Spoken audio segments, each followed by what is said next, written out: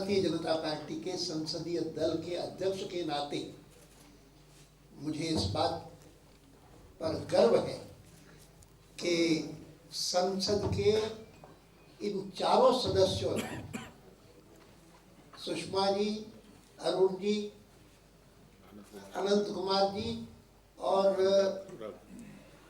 अनुराग जी,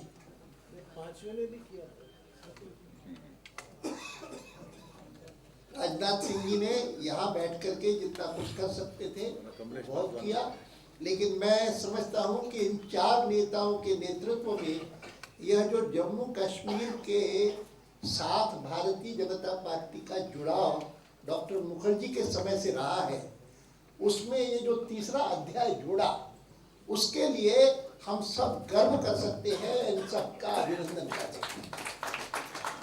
लेकिन जहां अपने लोगों ने, भारतीय जनता पार्टी के युवा मोर्चे के लोगों ने या भारतीय जनता पार्टी के लोगों ने जो कुछ किया वह अभिनंदनीय है, देश के लिए बहुत हितकर है, हितावह है। वहां शासन ने क्या किया, सवाल जो सुषमा जी ने उठाए और जो सवाल अरुण जी के विस्तृत भाषण से और सुषमा जी के भाषण से और थोड़ा बहुत जो अनंत कुमार जी ने जुड़ा, उसमें से उभरते हैं। ये सरकार का आचरण जो है संविधान के खिलाफ है, कानून के खिलाफ है, और मैं तो इससे आगे बढ़कर के कहूंगा, it is not only anti constitution, it is not only illegal, it is criminal, आपराधिक है। और ये बातें आज जो कही अरुण जी ने और सुषमा जी ने आपके सामने कही, मैं आपको कह सकता हूं कि इसका जो आरंभिक भाग है, मुझे स्वयं प्रधानमंत्री को कहने का अवसर मिला। मैंने तुरंत, जैसे ही मुझे पता लगा कि हमारे दोनों सदनों के नेताओं को इस प्रकार से वहां पर अंदर घुसने नहीं दे रहे, तब तक गिरफ्तारी की बात नहीं थी, नहीं घुसने दे रहे हैं। सुषमा जी से मेरी बात हुई कि क्या हुआ है, कैसे हुआ है, और उसके बाद मैंने प्रधानमंत्री जी से बात की और मैंने कहा कि मेरे समझ में नहीं आता कि किस कानून के अधीन जम्मू कश्मीर में प्रवेश पर रोक सकती है। मुझे याद आता है कि आखिर तो पहला अध्याय हमारा शुरू हुआ संस्थापक के द्वारा, डॉक्टर श्यामा प्रसाद मुखर्जी के द्वारा। अच्छा, उस समय जो कुछ उन्होंने किया उसके लिए हमको बहुत भारी कीमत देनी पड़ी, बहुत भारी कीमत हमको डॉक्टर श्यामा प्रसाद मुखर्जी का बलिदान देना पड़ा। आज हमको, हमारे लोगों को चोटें आई हैं, मारा है, पीटा है, मैं तो कहता हूं बहुत बड़ी कृपा है उनकी कि कोई हमारा मरा नहीं, कोई कार्यकर्ता मरा नहीं है। लेकिन उस समय वो जो कुछ किया सरकार ने, उनको कानून का सहारा था।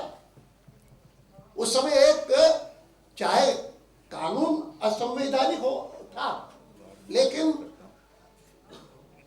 परमिट सिस्टम लगा रखा था कि बिना परमिट के कोई नहीं जा सकेगा। डॉक्टर श्यामा प्रसाद मुखर्जी हो या कोई हो, अंदर अगर जाएगा तो उनको गिरफ्तार किया जाएगा, कानून के खिलाफ है। आज कोई कानून नहीं, लेकिन लोकसभा और राज्यसभा में विपक्ष के नेता वे स्वयं जाते हैं और वो कहते हैं कि हम अंदर घुसने नहीं देंगे। इतना ही नहीं तो कभी किसी को कोई एक्सटर्नमेंट का लॉ नहीं होता तो एक्सटर्न करके आपके इसी वायुयान को कहेंगे वापस जाएंगे। और ये बातें मैंने प्रधानमंत्री को कही, मैंने कहा उनको गिरफ्तार कर लेते, अगर वो भी गिरफ्तार, जैसे सही कहा कि अगर कोई सेक्शन 144 तोड़े तो गिरफ्तार करेंगे, बाकी तो उस समय परमिट सिस्टम था, परमिट बिना परमिट के जाएगा।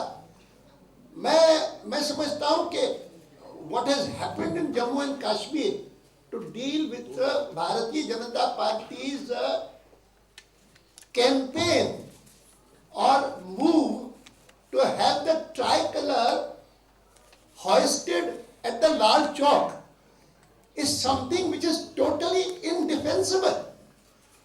It is unconstitutional,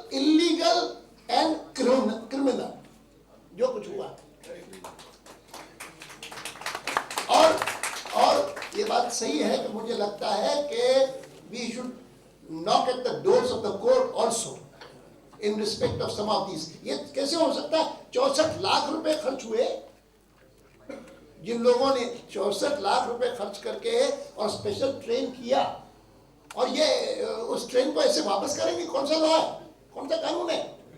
इमरजेंसी में भी ऐसा नहीं हुआ। और इसीलिए मैं चाहूंगा, खास करके मेरे मीडिया के मित्र यहाँ पर हैं, these are matters which need to be reported in some detail. बताना चाहिए। It's a shame for the country that this kind of thing has happened. हाँ, बाकी ये सही है कि ये तीसरी बार हुआ है।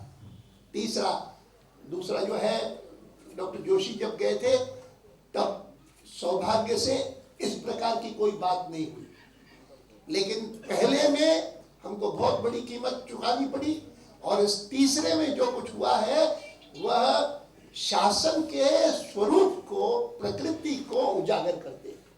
और उसमें कोई ये गलतफहमी में न रही है कि केवल मात्र यह जम्मू कश्मीर के राज्य ने किया है, नहीं, ये जम्मू कश्मीर का राज्य और केंद्र का राज्य, इन दोनों की जवाबदारी है, दोनों ने किया।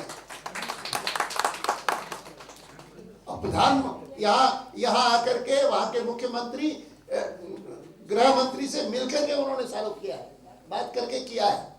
और मैंने जैसे आपको बताया कि कम से कम पहला जो भाग है, जो कि सबसे अधिक शॉकिंग है, कि आप दोनों हमारे नेताओं को कहें कि आपको अंदर प्रवेश नहीं करने देंगे और आप वापस लौट जाओ, इसी प्लेन में वापस चले जाओ। इसकी बात मैंने स्वयं ने उसी समय कही प्रधानमंत्री को कि क्या है, how can this kind of thing happen.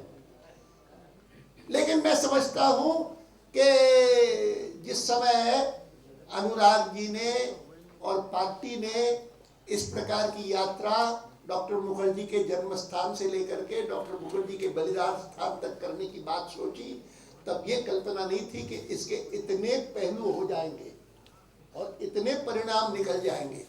और वो जो परिणाम निकले हैं, वो परिणाम इस सरकार की प्रकृति को उजागर करते हैं।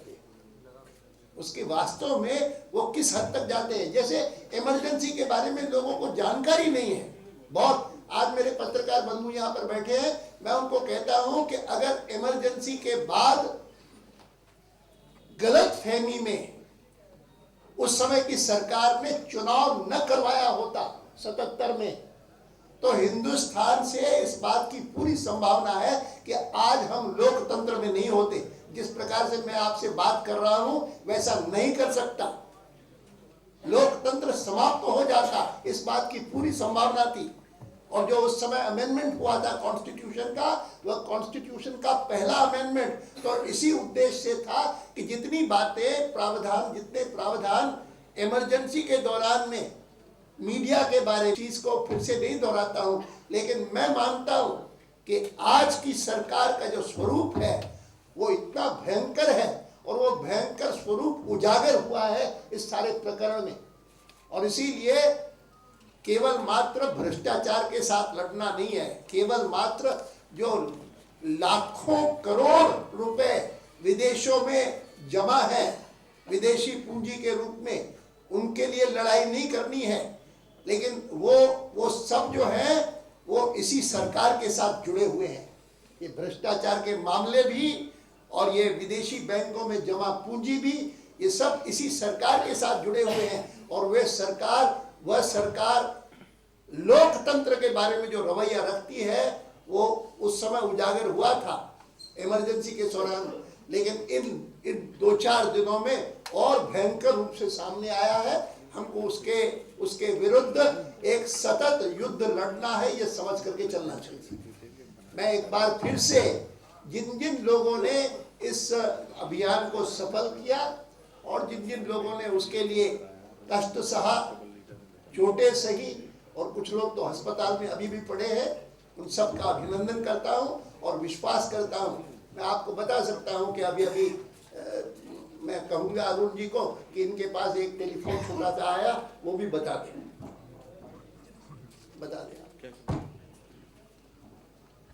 हम लोगों ने वहाँ की सरकार से ये आग्रह किया है कि इस बात की वो जांच करें कि जिन लोगों ने लाल चौक पे या बॉलीवुड पे ध्वज लहराया उनके साथ थर्ड डिग्री मेथड्स क्यों इस्तेमाल किए गए हैं।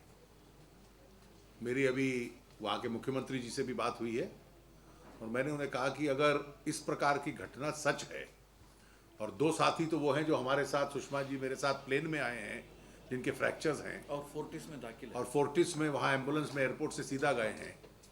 और अभी जो प्रारंभिक खबर आरपी सिंह के संबंध में आ रही है, जो शिखा ने दी है सुषमा जी को, वो भी लगभग इसी प्रकार की है। और इसलिए इसकी जांच करें, ये गंभीर मामला है, क्योंकि पॉलिटिकल एजिटेटर्स के ऊपर थर्ड डिग्री मेथड कश्मीर की पुलिस इस्तेमाल करे, ये हम स्वीकार नहीं कर सकते। और वो सब किस बात के लिए? तिरंगे झंडे के लिए। आज 26 जनवरी है, गणतंत्र दिवस है, और गणतंत्र दिवस पर हमारे ये जितने सारे कार्यकर्ता हैं, उन कार्यकर्ताओं ने गणतंत्र दिवस कैसे मनाया? तो जेल जाकर के, कारावास में जाकर के, और बंदी बन करके, और वो बंदी किस बात के लिए? क्योंकि तिरंगा झंडा लहराना चाहते थे। जबकि ये बात सही है कि मैंने उस दिन जब अनुराग जी को तिरंगा झंडा हाथ में थमाया यहाँ पर दिल्ली के कार्यक्रम में, और मैंने कहा कि ये जाकर के आप लाल झंडा वहाँ पर लाल चौक पर लहराइए, तब मैंने उन्हें कहा कि एनडीए की सरकार 98 में आई, उससे पहले जो फ्लैग कोड था उसके अनुसार मैंने जो अभी बात की है वह अपराध होता है। लेकिन एनडीए की सरकार आने के बाद फ्लैग कोड को बदला गया, और लगभग उसी समय हमारे नवीन जिंदल ने सुप्रीम कोर्ट में मामला डाला था, और सुप्रीम कोर्ट ने भी उसके लिए फैसला दिया, और उन्होंने इस बात को भी नोटिस किया कि फ्लैग कोड अब बदल गया है, और उस पर लिखा है उनके जजमेंट में, क्योंकि तब तक बदल चुका था फ्लैग कोड को रिवाइज करके, और ये कह दिया गया था कि केवल मात्र 26 जनवरी और 15 अगस्त को आम नागरिक को फैलाने का लहराने का अधिकार नहीं होगा।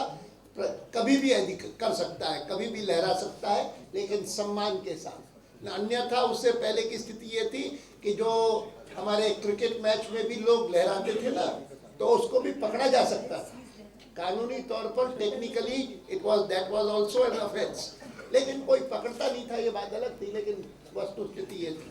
लेकिन मैं एक बार फिर से आप सभी को बहुत बहुत बधाई देता हूँ इस शानदार सफलता के लिए।